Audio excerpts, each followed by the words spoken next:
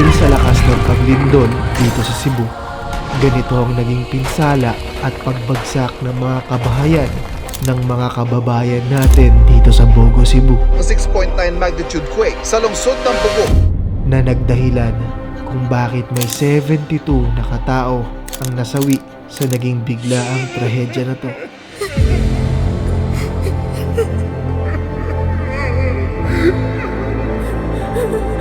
Ang sakit. Iiwan ko pa lahat po eh. Sobrang sakit. Nagsige pa migtawag og rescue. Kahit saan na sila pa rin yung naanak ko eh. Silang nandyan sa isip ko.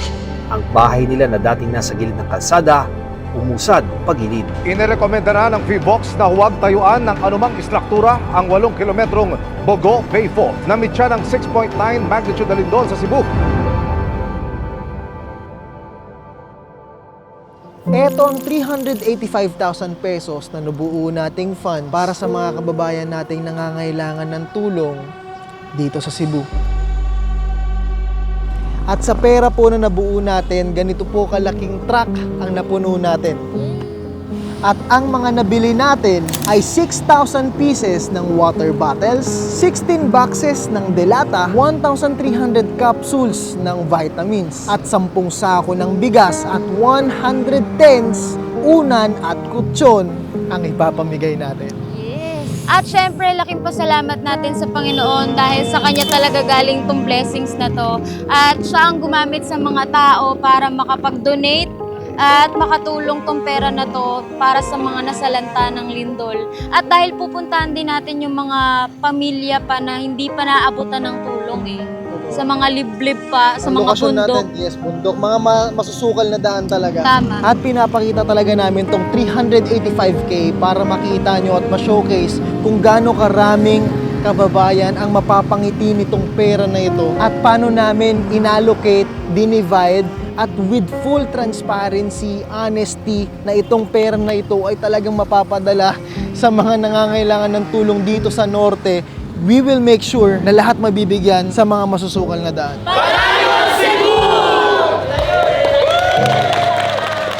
Ganito karaming mga kababayan ang mga nasalanta na naghihintay sa atin dito sa Norte, Bogo, Cebu, Barangay San Isidro, Purok, Katubhan.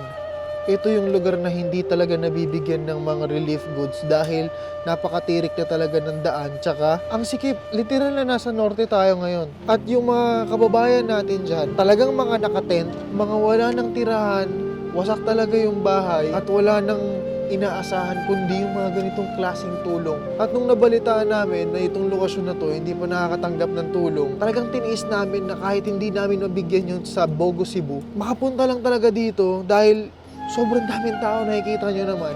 Sila kasi talaga yung yung mga nagme-message sa atin, nagko-comment na hindi daw umaabot doon yung tulong talaga. Nasa bungad lang kasi ng Bogo, yung laging yung tulong nakukuha na agad ng mga tao sa Bogo. At dito sa Norte, dami pa po talaga. Nasalanta, walang bahay, walang tirahan, walang pansamantalang bahay. Nakakalungkot dahil hindi po sapat yung dala po nating mga pagkain, tents, banig para sa kanilang lahat na naghihintay dito. At sana mag-provide ng Panginoon ng mas marami pang funds para sa kanila kasi ang dami pa nila naghihintay dito eh. Isa pa sa dahilan bakit natin alam yung mga ganitong lokasyon, si Argon nga kasi talaga alam niya talaga yung mga sitwasyon dito at nababalitaan niya kasi taga Cebu siya eh. Nili talaga natin doon, sobrang sakit talaga ng daan. Sobra.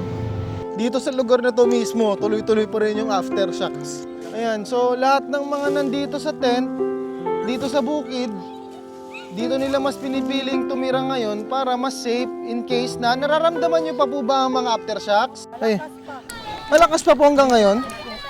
Ano pong ilaw nyo kapag madilim na? Wala, flashlight lang po. Flashlight lang po ng cellphone. Ay, grabe. Kumain na po ba kayo? Hindi pa po. Tara po, meron po tayo dito mga ekstrang pagkain po na nagpadala po. Salamat po sa inyo po. Tara, tara. Ilan po kayo? Tatlo.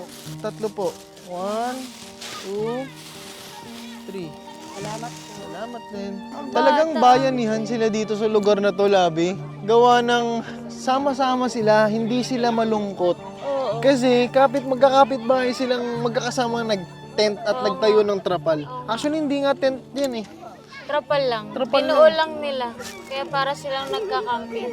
Pero alam mo, kung titingnan mo sila, talagang makaswelo, masasaya pa rin sila. Totoo, ito mga bata, mga tropa, happy nga tayo dyan! Yun! O, diba? Tinan nyo. Halika dito, halika yung mga bata dito. O, kita nyo yung... O, halika yung mga bata! Ganito yung sitwasyon nila dito. Pero kita nyo ba yung mga ngiti ng mga batang yan? Hindi pa kayo naawaan. Magbigay kahit magkano lang. Kahit pang biskuit, pang candy. Alam nyo ba, sobrang magiging masaya sila doon. Isipin nyo. O, tinan na. Tinatawanan pa. O, nakakenti ba kayo Tagalog? Hindi. Dili. O, may sabihin ako sa inyong biro. Ako bayot. Tinawanan agad ako. Ang oras natin ngayon ay alas 4 ng hapon. Tapos mamayang gabi, wala na silang ilaw dito. Anong ilaw nyo dito mamaya? Wala ilaw. Hindi kapaka pag na madilim. Kakapaka. Ayan o, itong nahawakan ko. Ay! Ano yung nahawakan ko? May nahawakan ng ibon. Kahit ilaw po na, kahit sana yung mga tent, yung light, Dapat nga solar. Kailangan nila dito solar sana. solar light. Kasi wala eh. Kita ko, ang dilim na. Madilim kayo dito pag gabi, ano? Ayan. Kayo lang po nakapasok pa dito. Ay, totoo? Kayo pa lang. Kami pa lang po. Malayo po kami sa mga sa magbigayan ng mga tulong po. Malayo po kami dito kasi bukid kami. Doon sa mismong city sa Bogo, kapag may mga tutulong doon, nauubos na po agad sa daan pa lang. Dito sa taas, sa may liblib na area, may mas marami pa pong malala ang sitwasyon. Na kapag pumunta na dito, wala nang relief goods, naubos na doon sa kalsada. So ang hiling po natin dito at nila nanay at ang pamilya po dito, marami po tayong kababayan lalo na sa ibang bansa. Nagbibigay ng donation. Nasaan po ba napupunta yun? Di ba ho? Kaya po kami personal na pumunta dito with full honesty and transparency para po yung mga nagdo-donate sa ibang bansa, mga doctors, engineers, iabot po yung donation, papunta po talaga dito sa pangangailangan po ninyo. Ano ba mga kailangan? Tent po. Solar lights. Ano ba naman yung mga solar lights at tent na yan? At banig at unan ho, di ba? Sige po, mag-focus po muna tayo ngayon. May dala po kami na panandali ang mga tent, panandali ang mga pagkain.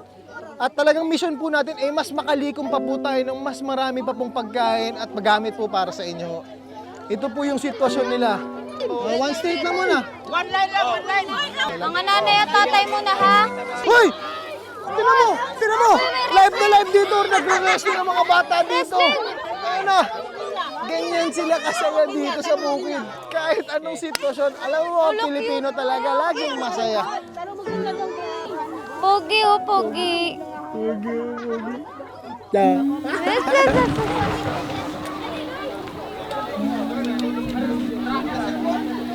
Mga kabayan, yung mabibigyan po ng tent, tsaka itong mga banig, yung mga nasira po talaga yung bahay sana. Yung mga kabayan po natin na wala po talagang matulugan, lalo na't may mga bata ho. Oh, unahin natin yung may mga bata ha. Unahin natin yung mga bata. Tay, God bless po. You're welcome. So I beg you, please just stay. You're welcome po. In the morning, Karton lang. try as I may. Hirap matulog sa ganito. Pag maulan kanina, di ba? Di ba upo-upo na lang tuloy siya. So if you don't mind, sweet Jesus, what do you say? Will you be Pandagdag ko sa baon nyo. Okay? Papasok ko ng my school. dying day? Will you be with me always? Gusto ko lang pong iangat ang pangalan ni Jesus, na magbibigay pa po siya ng mas maraming grasya. Palakpakan mo natin si Jesus! God Do Miracles ho. Siya po ang magbibigay ng mas marami pang donators at magtatouch po sa puso ng bawat kababayan natin sa iba't ibang bansa. Sa lahat po.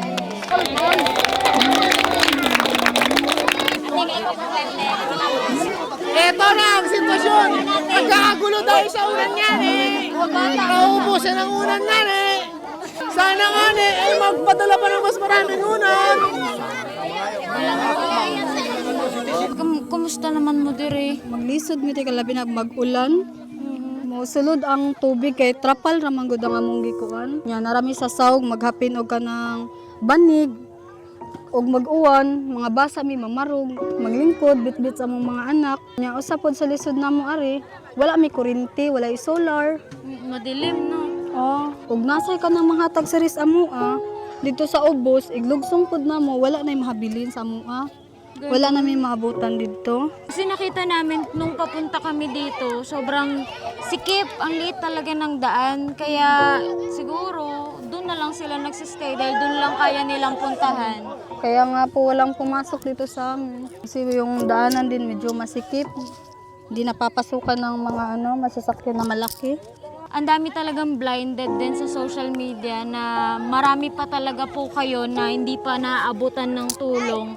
Kaya mananawagan sana tayo sa kanila, sa mga OFW na gustong tumulong, magpadala. Dapat unahin naman po kayo kasi kayo yung laging nawawalan dito sa mga liblib na lugar. Sa lahat po ng makapanood nito, gusto lang po namin manghingi ng tulong.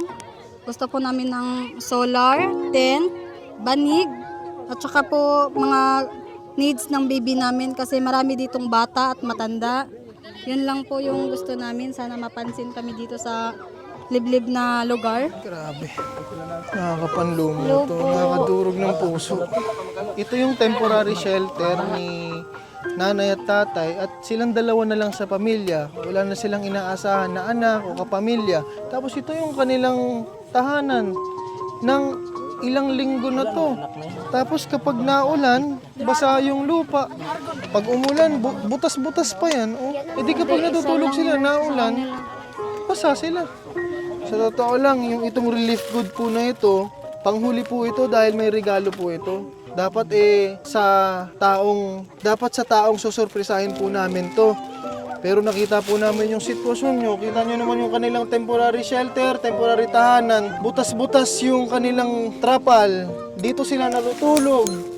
Ayun, sa lapag dyan sa bukid. Ito dapat sa deserving mapunta to. Kasi hindi lang po ito basta-basta relief good night. Meron po yung lamang surprise. Alam niyo po ba yung sorpresa? Itong sorpresa na to ay sigurado magpapangiti po sa inyo, Nay. Pasilip mo na kasi. Okay, Nay, ito na po. Buksan niyo po, Nay. Tingnan niyo po kung ano ang laman ng relief goods. Ay, salamat. Ano po yan, Nay? Noodles. Ano po yan? Mga biskuit. Kape. Uy, may kape. Siyempre, kailangan ng kape. Ito, Nanay. Salamat. Uy, ayan na. Dapat yun. Yeah, meron po kayong 5,000 pesos. Day Rosa, nakajakpa. Palakpakan! Salamat. Palakpakan natin ang ating Panginoong Hesus dahil magbibigay pa siya ng mas maraming grasya. Palakpakan natin siya. May corned beef pa. Sige na, barasin niyo po yung lahat. At saka Salamat, ma'am. Salamat. yung regalo po na 5,000 pesos. Lahat po ito ay temporary na tulong lang po. Dahil naniniwala po kami na mas marami pong magbibigay ng tulong lalo na sa lugar po ninyo. Dahil itong lugar na to nasa taas po ng Bogo. Hindi po ito nabibigyan ng tulong dahil kapag umakyat na yung mga truck, mga relief goods, ubos na. Sa kalsada pa lang, ubos na. Kaya sana po nananawagan kami sa mga kababayan po natin, mga OFWs, mga kababayan natin na professionals, mga doctors or engineers. So, pag may extra lang ho kayo, sana po ipadala nyo po dito dahil sa oras po natin ngayon, mag-aalas 6 ng gabi na ho, at dito sa bukid, wala na po silang ilaw. Mamaya, tama po ba? Wala na kayong? Tama. Walang ilaw. At ang kailangan po nila dito, solar lights, trapal, at unan at tent at kumot dahil malamig tuwing gabi. Yun po ang kanilang pangunahing pangangailangan at sana mas maraming pa pong makapagbigay ng tulong lalo na sa lugar at sa barangay na San Isidro, Purok, Katubhan. Andito tayo sa Cebu. Pag dito sa Bugo, kalsada pa lang, ang dami nang humingi na relief goods dyan. Ubus na po agad. Pagkaakyat pa lang, hindi na po aabot dito sa barangay nila. Kaya kayo po talaga ang sinadya namin. Salamat po. Salamat din po. Laban lang. Magbibigay pa po ng more blessings ang ating Panginoon. Basta tiwala at di po kayo nag-iisa sa laban. Strength in all my weakness. You're the healer of my wounds. Joy instead of mourning. Teach my heart to